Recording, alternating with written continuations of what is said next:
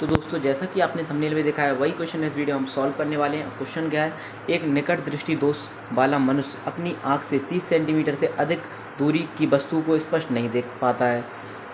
अनंत पर स्थित किसी वस्तु को देखने के लिए कितनी फोकस दूरी के किस प्रकार के लेंस की आवश्यकता होगी। तो आप लोग देखिए क्वेश्चन में क्या बोला है, एक निकट दृष्टि दोष वाला व्यक्ति है, यानी उसको पास का तो दिखाई देता है मतलब, और उसको दूर का नहीं दिखाई देता है।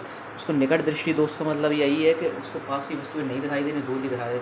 कितनी पास की 30 सेंटीमीटर की उसको वस्तु दिखाई देती है जो 30 सेंटीमीटर की दूरी पर रखी हुई। और अब हमें क्या है, उसको अनंत पर स्थित वस्तु होगी उसकी हमें उसको वो भी वस्तु दिखानी है।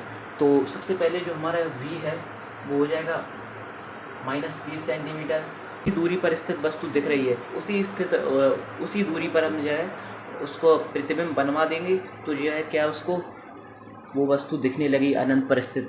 तो जो v बराबर क्या हो जाएगा -30 सेंटीमीटर एंड u बराबर क्या हो जाएगा, अब हमें अनंत की वस्तु दिखानी है तो वस्तु कहाँ रखेंगे हम अनंत पर, तो u बराबर हो जाएगा -इन्फिनिटी। अब हम लेंस सूत्र जानते हैं एक, तो हम यहाँ पर लिखेंगे लेंस सूत्र से 1/f equal to 1/v minus 1/u। अब v और u दी गई है तो हम यहाँ पर रख देंगे क्या 1/f, 1/v का मान कितना -1/-30 माइनस 1/- इन्फिनिटी। ये तो 8 बन गया, इन्फिनिटी करेंगे इसको हम, इसको ब्रैकेट में बंद कर देगा।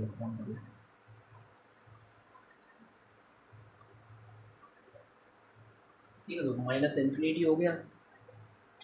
अब यहाँ पर अगर आपको पता हो तो 1/इन्फिनिटी को क्या लिख सकते हैं 1/0, एंड 0 का जब इसमें मल्टीप्लाई होगा ये ऊपर जाएगा, जैसे 1 डिवाइडेड बाई क्या लिखा है 1/0, तो इसको डिवाइड को हमने मल्टीप्लाई में चेंज करेगा तो 0/1, तो 0 को अगर 1 में मल्टीप्लाई हुआ तो कितना हुआ 0/1। 0 का जब किसी भी संख्या का हम 0 में भाग देते हैं तो क्या आ जाता है 0 आ जाता है। तो ये सब जो है वैल्यू इसकी 1/इन्फिनिटी को हम क्या लिख सकते हैं यहाँ पे 0। अब 0 किसी संख्या से घटाएंगे या जोड़ेंगे तो वो 0 ही आना है, वो चाहे ऋण का 0 हो या धन का 0। 0 का मतलब तो सब कुछ 0 ही है। तो 1/f इक्वल टू 1/-30 प्लस 0, तो इसको 0 कुछ मतलब ही नहीं है, तो 1/f बराबर 1/-30, इसको क्रॉस मल्टीप्लाई करा देंगे तो f बराबर -30। अब चूंकि f जो है हमें ऋणात्मक में आया है, यानी f की जो वैल्यू है वो ऋणात्मक है, यानी जो फोकस दूरी -30 सेंटीमीटर है, तो फोकस दूरी किसकी ऋणात्मक होती है, कौन से लेंस की, अवतल लेंस की ऋणात्मक होती है। उत्तल लेंस की फोकस दूरी है वो धनात्मक होती है। तो यहाँ पर जो है हम कौन सा लेंस प्रयुक्त करेंगे, अवतल लेंस।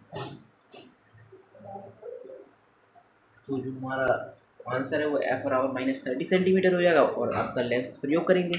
तो आशा है आपको वीडियो अच्छी लगी हुई। Thanks for watching me guys.